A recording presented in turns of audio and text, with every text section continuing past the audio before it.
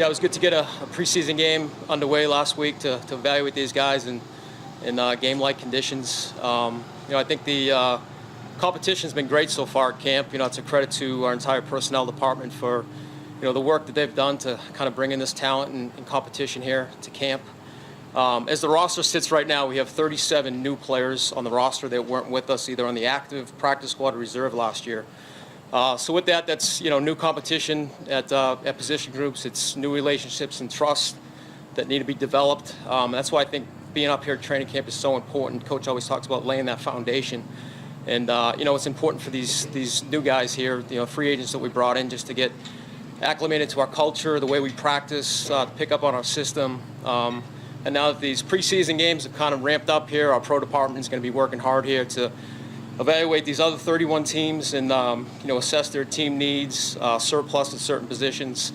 But I think our mindset here is we're going to stay aggressive. We're going to evaluate these next few weeks with our roster. We're going to evaluate the entire league, and we're going to add value to where we feel we need to. We're trying to get the best 53-man and 16-man practice squad heading into the first game here. So excited to get the second preseason game underway. Another chance to evaluate these guys in game conditions. So with that, I'll open it up. Can you give us a sense of that process you just described as far as 31 other teams and trying to assess where they might be strong, who might be strong? Yeah, so our pro department, headed up by Tim Terry, they do a great job. Every scout's assigned a team.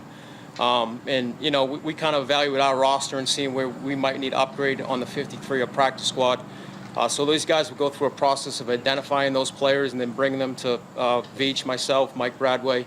And then we go through the process the next couple of weeks of just kind of evaluating.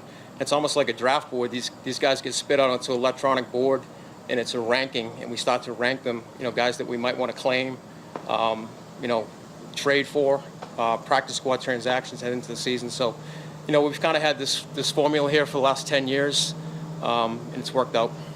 Mike, this group of wide receivers you have, is this a deeper group? Yeah, it's a deep group. I think the competition's been great with all those guys. There's some young guys, trying to figure out their way, figure out the system. There's a ton of volume that gets thrown at these guys throughout training camp. And the goal is, to get down the playbook and then play fast. So guys like Sky in his second year, I think you see him out here playing a lot faster. Guys like, Rasheed, he's working through it. And he made a couple plays here in the preseason game. So that's what we try to do. We want to stack these days with these young guys to build some confidence in the group. Given that Kadarius has missed all camp, at least up to this point, what are your expectations for him when he comes back?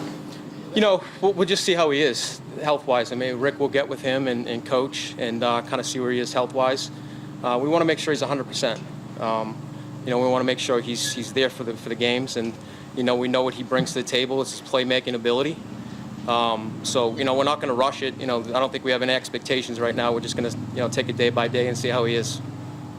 Mike, can you, in your experience, walk us through when the trade discussions started to happen, either right around cut-down day or maybe even soon thereafter? So we go if it's once the third preseason game is, or if it's even before that? As soon as we start to identify players, we'll have our pro department and we reach out to teams that we have relationships with. To try to figure out, what they might need, what they have for surplus. So some of those conversations are starting now. Yeah. Couple more. With the new cut down, everyone's getting cut at once and cut late. You guys haven't been through this before, but you like the idea of how it's going to work this year? Yeah, we have actually had it a couple of times in the past. I think COVID might have been one of them, but yeah, I mean, it gives us an opportunity to another week to evaluate these guys that where we had to move on from before, but maybe they show something in practice for these preseason games. So I think it's good for everybody. There wasn't a lot of movement in the GM market last year, but it certainly seems like there's at least a trend towards different paths to that job and getting younger. I know you've been in finance, you've been on the scouting side, the personnel side. How does all that make you feel like unique when your opportunity comes for a GM job? Yeah, I mean, I think everybody kind of has a unique path to where they're at in their job right now. I've gone through, I've coached in college. I've gone through that process of, having relationships with players and game planning. And, I worked in finance. I don't know how much mutual funds have really prepared me for this job. But, it's a people business, and, it's a way of developing relationships with people in different industries. So yeah, I mean, we've all kind of gone through different ways to get here, and certainly over the last 15 years of, had my hand in pro scouting, college scouting, and some operations.